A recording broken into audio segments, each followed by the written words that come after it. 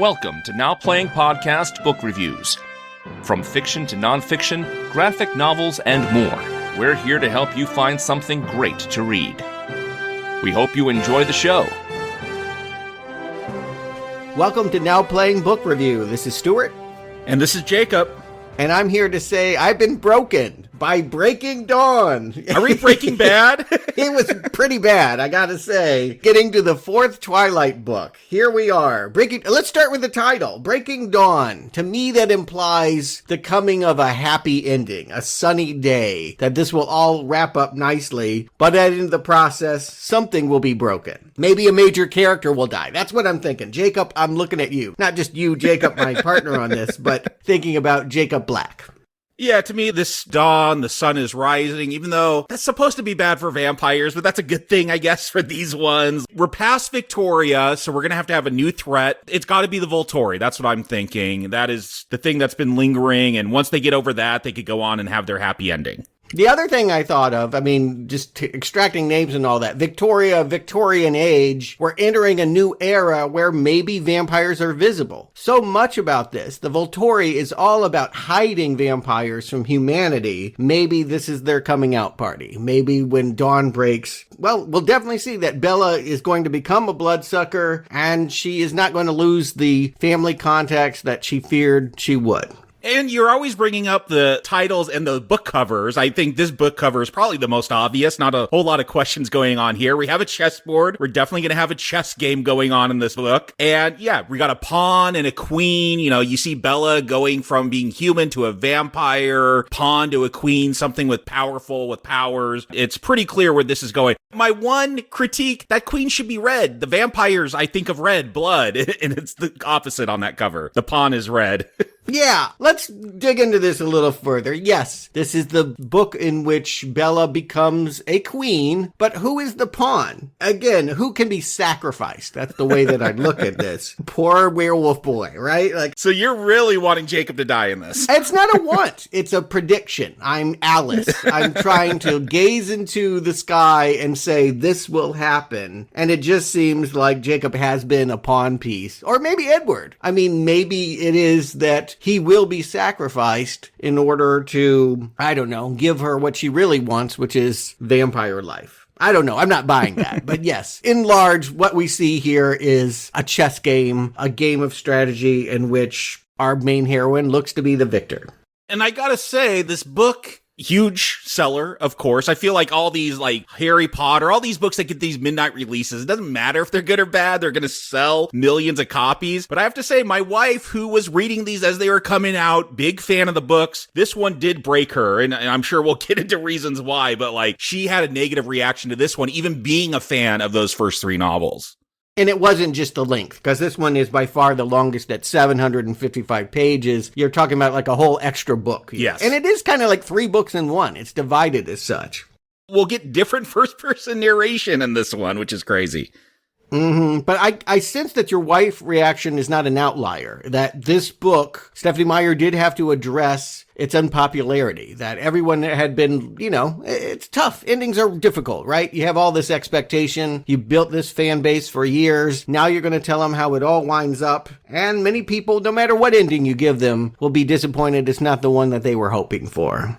There's some specifics, and I know I reacted to the movie when I first saw it before I read this book, and then, yeah, we'll talk about imprinting. I can't wait, but that was the thing that shocked me when I saw the movie, and I really wanted to see how it was treated in this book. Hold that. I really know where you're going, and I was shocked. But they had teased it. I'm going to go ahead and say a lot of the things that do happen in this book were built into the 3 previous books. You could have seen much of this coming before. Yeah. Let's start with the thing that they were really building to, the way the book kicks off, the wedding. Bella is going to finally get hitched, to get over her issues with what being married at 18, 19 means, and just say, yeah, if I'm going to make choices about forever, then I can put a ring on it. Yeah, that seems like where we've really been hinting at. She wants to be a vampire. Edward doesn't want to do it until she's married. I do find it hilarious. I wondered if I was reading the right book as I got into this first chapter, because Edward is so protective of Bella because she's a klutz and she's fragile and human that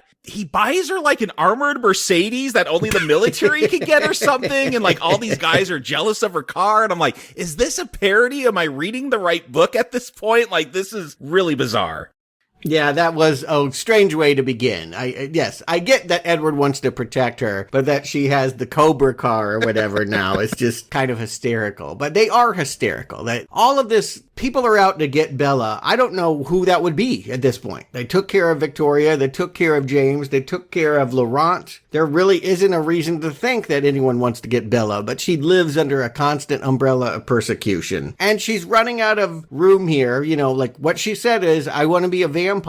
I'm wondering, as the wedding gets going, is she going to have second thoughts? For one thing, she wanted Jakob to be there as the best man, to which I say, just put a silver bullet in him. Can you imagine, like, the woman you most love, and you have to stand there inches away while your lethal enemy is, like, getting with her? Like, no, he is not going to be your best man, Bella. Stop teasing. Stop playing on people's emotions.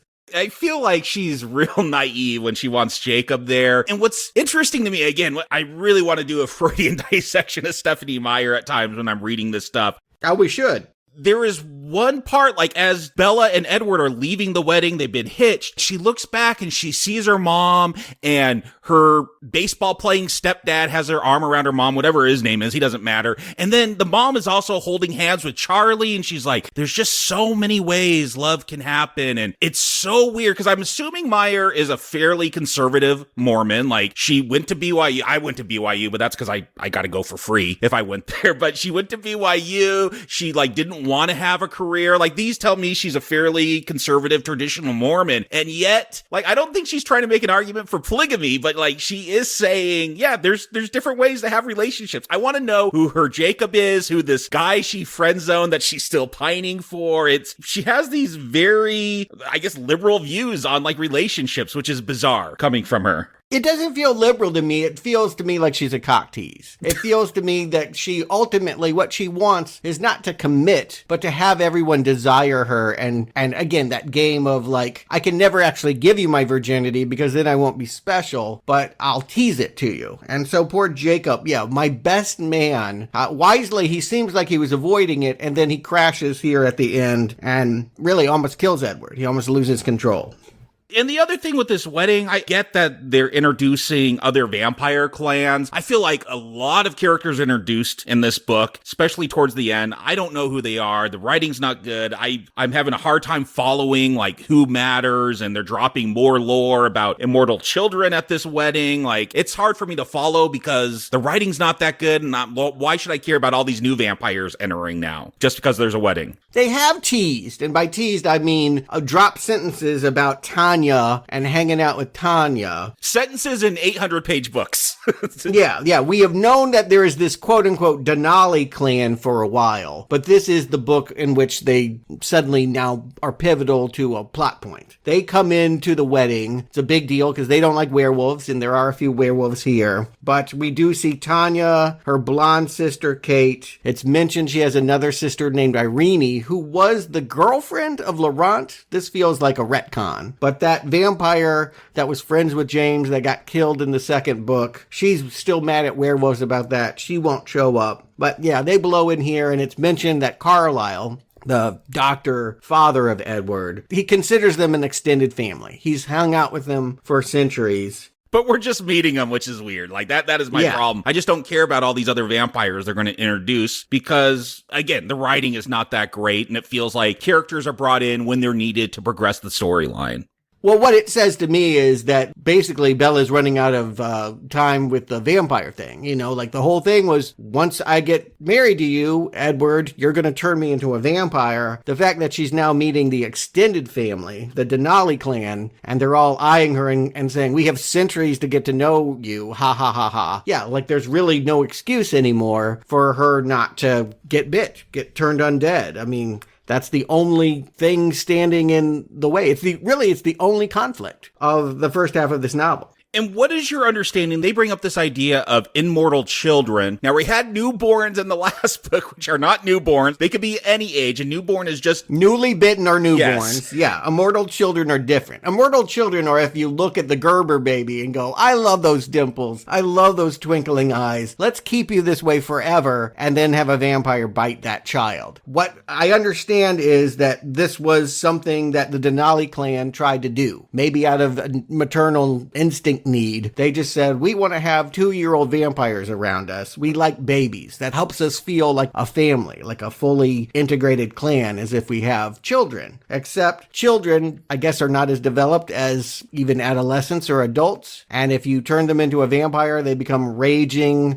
Their version of a tantrum is like a town wiped out. Like they're like a nuclear bomb of destruction. And so we just can't have immortal children in existence. It is a line drawn by the Volturi in Italy that if we find out you have immortal children, we'll come hunt them down and wipe them out because they could expose us to humans. These children are uncontrollable. And ever since the first book, we've had this idea of bearing children with Esme. Like, she lost a child and threw herself off a cliff, and Carlisle turned her into a vampire to save her. And Rosalie's backstory, she wanted a baby. Like, so much talk about babies. I do feel like they're trying to set up, this is what the conflict is going to be, because we got a honeymoon coming, and you know what happens on a honeymoon? And like, will there be an immortal baby? Even though to be an immortal child, you have to be bit. There's no talk about procreation creating these. This is the strange nuance that this entire novel hinges on, is that vampires understand we cannot have children. It's what makes us uniquely vampirish, and Rosalie, for example, is very bitter about that. She wanted to have a child. She envies Bella being human because that is still an option for her and will never be for Rosalie. And so, yes, as they head off to the honeymoon, all I'm thinking about is this is where she's going to get turned. They go to an island off the coast of Brazil.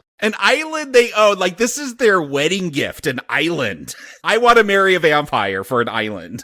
Yeah. Isle Esme, it's kind of like Club Med for vampires. Hot climate because your temperature is going to drop. When you become a vampire, you become a cold one. This probably helps with the adjustment. But true to my point, this girl is like all of a sudden like, well, maybe I will wait a couple years to be a vampire. I want to go to college and I want to sexually experiment.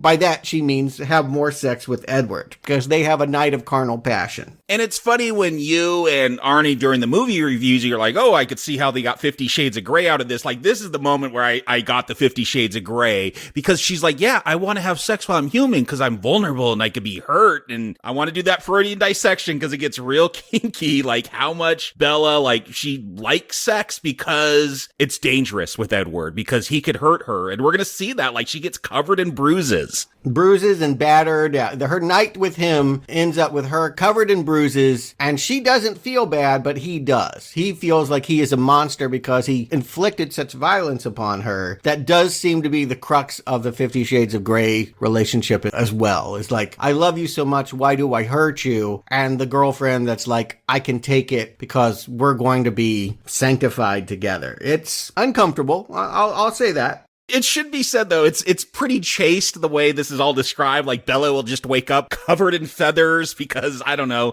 He bit a pillow. Yeah, they tear up the sheets and pillows and everything because that sex is so hardcore, apparently. Yeah, you're right. Even though we're talking about S&M, we're not really having graphic descriptions of this. This feels, and has always felt to me, every novel feels like someone hand-holding you into erotica. Like, I know you're scared about all of these things. You're scared about the adult world and marriage and children, pregnancy, what's going to happen to your body. Let me walk you through this to tell you it's a erotic fantasy, like a fairy tale. And so it never really does feel like people are knocking boots. It just feels like a magical night in which he wakes up covered in bruises that don't hurt. If you're worried about your teenage daughter reading this and it being too salacious, I'd say no. Like, I just watched the new Beavis and Butthead do the universe, and that's way more sexual than this. So, I don't know. It's very chaste. I think you'd have to be real conservative to find this offensive. She really goes out of her way to write it in a way that if you're not really up on sex, you probably don't get everything that's going on. And yet, maybe that's what makes it even more dangerous, is that naively these ideas might be incorporated so that young, impressionable women suddenly think it's okay to date men that hurt them, that bruise them. So it is okay, just get that consent.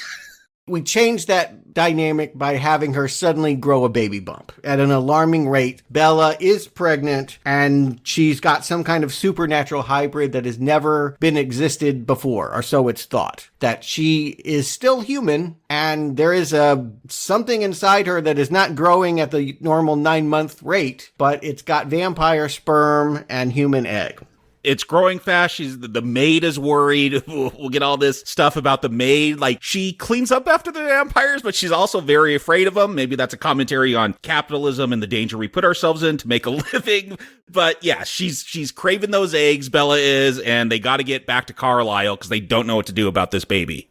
And this is where the structure changes. We're 150 pages in. So far, so good. Like, it's moving along at a brisk pace. I feel like, okay, things are happening. And then all of a sudden, they did this a little bit last novel, too, right at the end. Yeah, right at the end, we knew a little bit from Jakob's point of view. And to me, it just feels like Meyer wrote herself into a box. It wouldn't be interesting to talk about a woman that's essentially bedridden and feeling bad as her belly expands. So we have to change the perspective. And what better one than the other guy, the best man, the one that wanted to be the one to put the baby in it, and who could potentially harm a lot of people. We have a lot of digressions about him saying, I want to kill Edward, I want to kill the baby, I want to kill my clan because they're talking about killing Bella. It really slows down with a lot of unfocused rage. Yeah, and this is the portion of the book, like, I give myself a schedule that I got to stick on to get these all done in time for these book reviews. This one, I had to take a day off once I got to the Jakob portion. It's not just the change in narration. It is, look,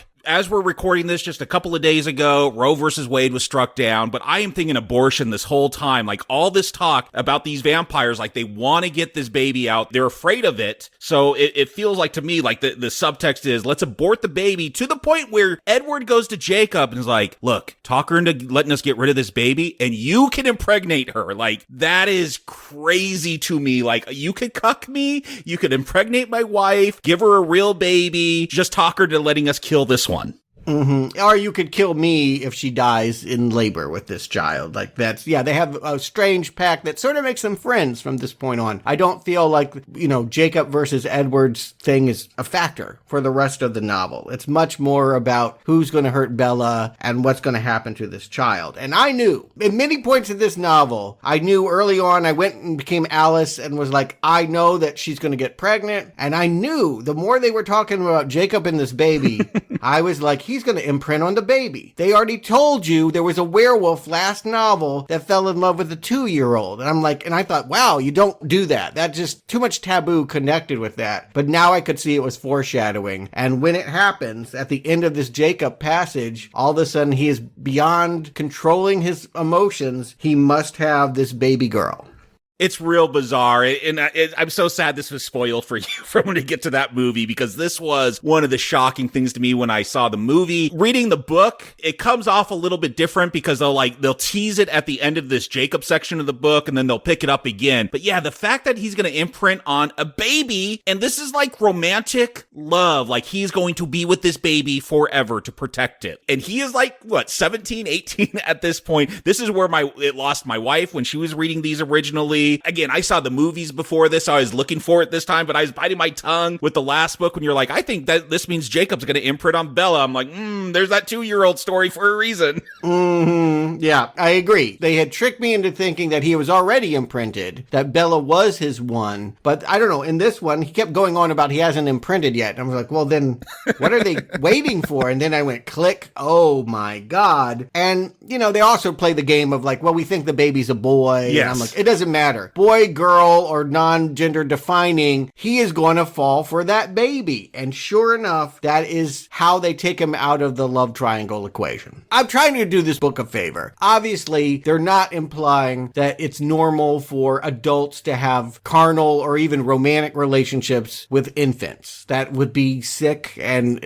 immoral and not sustainable. What they're trying to get at, I think, is the idea of true love, destiny, that some some people are meant for each other. That if Romeo and Juliet had met in the crib, they would know then and there that they were betrothed to each other. The problem is so much of this love story, as it's been focused through, Bella has had a sexual component to it. Like, she has always wanted to bone Edward. Like, we get this whole honeymoon scene. Like, so much of Bella's version of love is sexual or involves sex that, yeah, when you transfer it to this baby, I don't know, it's hard for me not to think of weird stuff going on. I think most people would at least think it, and then whether or not Meyer can coax you back into normalizing this relationship is up to you. I always find it weird, and we immediately switch away from Jacob's position and never go back to it because we don't want pages and pages of baby love and his weird twisted thoughts. Oh, I can't wait until she's 18. Yeah, I don't want to hear those thoughts. No. Edward could read his thoughts. I don't want to read them. And what is the weirder thing? This whole imprinting on a baby? Or the name they give the baby? I hate this name. Renesmee. Bella loves just combining names. So this is Renee, her birth mother, and then Esme, the vampire mother, combines them. Look, Bella's annoyed every time they call this baby Nessie, but that's how I wrote it down because I hate that name Renesmee. Like, yes, I'm calling her by her nickname Nessie. I looked this up because I think I remember reading this in the news that people use this name for their babies. After 2008, Bella and Edward became very popular names for children. It was in the top 10 and has remained so. Even to this day, Bella is one of the most popular names you could give your girl in America. I looked up Renesmee. Ain't nobody. Nobody has ever called their baby Renesmee. It's not top 10, but people name their baby this because of this book. I know I saw stories about that. Yeah, there's not many. I'm here to say, just statistically speaking, Renesmee Swan Cullen doesn't roll off the tongue like Jane Eyre or Juliet Capulet or Scarlett O'Hara. Here's how I knew they weren't going to kill Bella. Because they could have. If you look at Wuthering Heights, gonna spoil this novel for you. Halfway through the novel, she gives birth to a child and dies. Dies in childbirth, and the rest of the story is about her destiny playing out with her child. And I was like, is Stephanie Meyer going to do that? We see that Bella is very sick as she's giving birth to this unnaturally sized baby. Will they just kill her? And when I heard it was called Renesmee, I was like, nope, they are not going to make the rest of the story about Renesmee. They cannot do that. I could barely say the name. It doesn't roll. I mean, she was gonna, if it was a boy, she's gonna name it something like, with some combination of Carlisle and Charlie, too. Like, Charles. Yeah. Carly.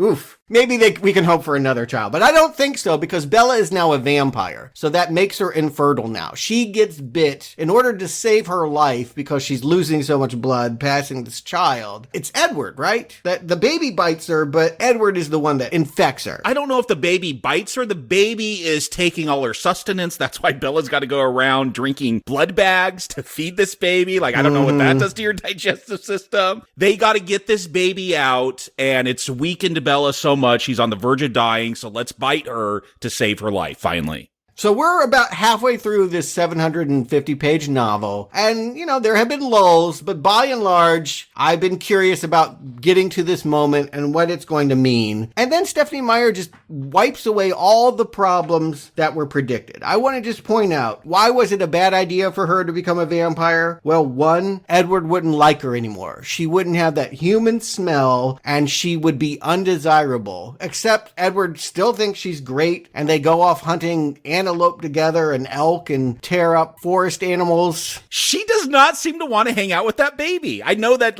there's these mechanics of her being a new vampire and she's got to feed and everything, but, so much time, it's Rosalie who's taking care of that baby. It feels like she's almost adopted it at this point. Well, that was another thing. When you turn into a vampire, a newborn, we saw it last book, you're going to be out of control, raging, furious. You're going to kill your father. You may kill Edward. You may kill Renesmee, but you will just not be able to handle it. And Bella can. She loses her temper once when Jacob calls her baby Nessie because it sounds like the Loch Ness Monster. Better name than Renesmee. What is the nickname for Renesmee? There is none. Rennie? Come on. I also thought it was weird. Bella in that first book is call me Bella, do not call me Isabella, call me my nickname, and now people are using that nickname and she's mad. And then the other thing was that, well, you're going to have to say goodbye to your human life. Well, her high school friends have completely dropped out of this. They were at the wedding, I think, way in the back seats, like the nosebleeds. They were maybe there, but they have never mattered. She didn't ever have friends. And Charlie is told. Jakob, gets Charlie to find out all about this, and he's more or less cool with it. She doesn't have to pretend that she died and break the hearts of her parents. They're going to learn about her vampire status and accept it with no problems. There is no consequence for her becoming a vampire, and that feels like an incredible cheat. The weirdest thing to me was the last book told us how dangerous these newborns are, these newly turned vampires, and I never see that with Bella. You could even have a scene where Charlie shows up and she almost wants to attack him. Doesn't happen. Everything is cool. As you say, another podcast, that religious leaning works of art tend to want to show idealized perfectionist situations, that if you do the right things, nothing bad will happen. And that's to the detriment of the drama. We want to see conflict. And you've eliminated all conflict and said Bella is Superwoman that can do anything. She even has a cock block magic power. She can just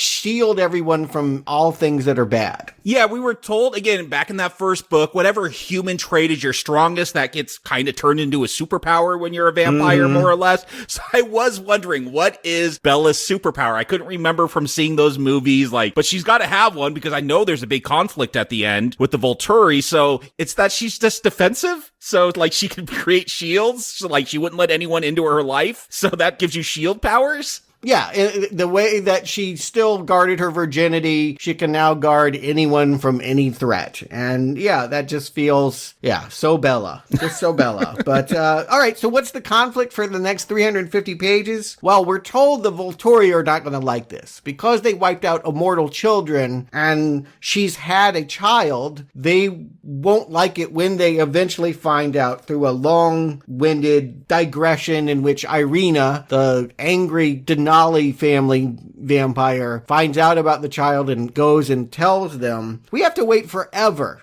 It is the nature of these books to wait until the last 70 pages before people actually come together to have the fight that you feel like the whole book should be about. What's weird is Alice is going to disappear from the last third of this book. And she always reminded me in these books, at least, Alice always reminded me of Gandalf from The Hobbit, where he would just pop up and save the dwarves and Bilbo whenever they needed. And then he'd disappear and then come back. Yeah. So that's what I'm expecting here with Alice, because she has just disappeared now. We'll find out why by the end. But again, this is where all these clans are coming together from the Amazon, from Alaska. And there's so many names and so many characters, and none of them mattered.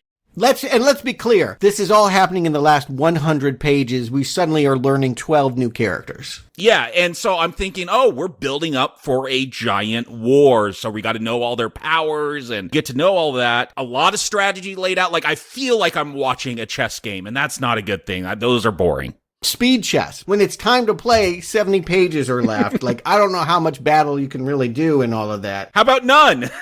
She took 100 pages to just go to a document forger and talk about making documents for her child to escape if they should survive this battle. I'm woo, why are we spending time on that? That could all be cut. Oh, there's a whole mystery. Alice leaves these clues to find this document forger, and that's all it is. We're getting Jakob and Nessie a fake ID.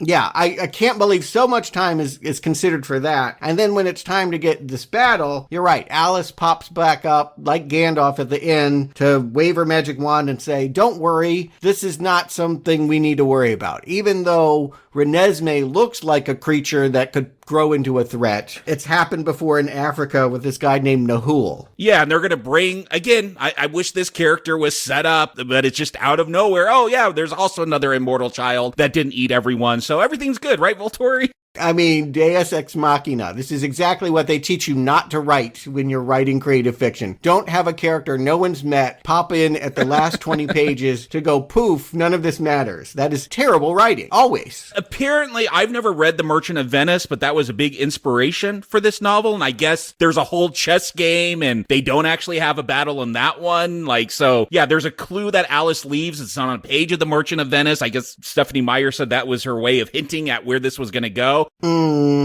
I'm going to call bullshit on that. There's a lot of anti-Semitism in that play as well, but yes, there is something about a pound of flesh, and there is a debate. It's kind of like a court case, if you will, about the right to life. But Merchant of Venice, Shakespeare, her aspirations, if only Stephanie Meyer were half as entertaining. I mean, again, forget the fact that she's not a great prose writer. I've forgiven her all of that. Make a fun, trashy story then, or make something shorter. I can't believe you spent so much time just stalling. But then again, that is her all along. It's Bella. It's the idea of like, I'm going to make you wait for it, and then I'm never going to give it up. Yeah, maybe it's because I'm a dude with testosterone raging for me. Maybe it's because I'm American and I've been raised on action films, but why can't we get a fight at the end? You introduce all these superpowers, all these characters. I want to fight. Or at the very least, if it's about strategy and wit, have Bella do it. Don't have her hanging out with a document forgerer and some guy named Hooli blow in and like just wipe it all out. All Bella does, again, that cover is supposed to tell us she's the queen. All Bella does during this final, I can't say battle, but this final confrontation is she shields everyone because Jane and I believe it's Marcus or Felix or one of the many Volturi guard, like they could cause intense pain or intense feelings of loneliness, so they're afraid of them using their powers to torture them. So Bella like stands in the way back just shielding everyone with her powers. Yeah, well, she didn't shield the reader because this has been an extremely painful and disappointing conclusion to a series I didn't have much invested in. Don't get me wrong, I'm not crushed that, it didn't turn out in the fairy tale romance I wanted, but I honestly did think that this would be told in a much more dynamic, exciting, and multi-character way. Again, I think the biggest flaw of all of this is that they've always made it about Bella, and what I walk away from, honestly, we spent all of these podcasts debating about who should she be with. People should be spared Bella. I don't want her to get with anyone. Until she grows up and matures and learns not to be a tease, she doesn't need to have a man. She needs to get schooled on being an adult. That is the problem, is that we're told that she's an old soul, basically, in that first book, and that's why it's okay for this 100-plus-year-old vampire to hit on a 17-year-old girl. She does not feel like an old soul. She feels very immature, like she has a lot to learn, and we all do. I'm not picking on a woman. We all do at that age have a lot to learn. We're all immature at 17, 18, so that's not a diss against her. It's a diss against Stephanie Meyer. Like, you need to write something where, the person learns and grows and is mature, not just like, I could love everyone and everyone should be okay with that. I could hold hands with all the boys and everyone should be okay with that. This ends up lacking a lot of maturity. I was surprised at how little has really happened for all the pages that were written. But it is done. The saga is done. We have talked about everything that is ever going to happen to Bella and Edward in print. But confusingly, we aren't done talking about Twilight books. Because in 2020, Stephanie Meyer published a new one that looks at how Bella fell for Edward from the vampire's point of view. It is called Midnight Sun, and we'll learn all about, again, same story before. From my understanding, it is Twilight, but it will be a new experience because we will be privy to the first-person thoughts of the other person in the relationship. So yes, that will wrap up our Twilight Now Playing book reviews next week. But if you're eager for more Twilight, Arnie is joining us this Friday. If you donate $10 for silver level, we will be reviewing the beginnings of Breaking Dawn, the movie. Our thoughts on all the popular movies, Twilight, New Moon, Eclipse, and eventually next week, Breaking Dawn Part 2, 5 podcasts, all available for your viewing pleasure now or very soon. So thank you for listening. Keep reading.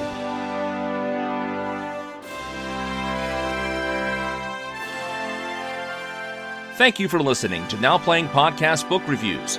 We hope you've enjoyed this podcast. In the archives at nowplayingpodcast.com, you can find more than 150 more book reviews, including many of the works of Stephen King, the Ian Fleming Bond books, the Planet of the Apes novels, Frank Miller's The Dark Knight Returns, and many more. Enjoy movies? The Books and Nachos hosts have done more than 1,200 movie reviews, which you can also find at our website, nowplayingpodcast.com. This episode of Now Playing Podcast Book Reviews is copyright 2022, Venganza Media Incorporated, all rights reserved. and no part of this show may be reproduced, repurposed, redistributed, or modified without the express permission of Venganza Media Incorporated.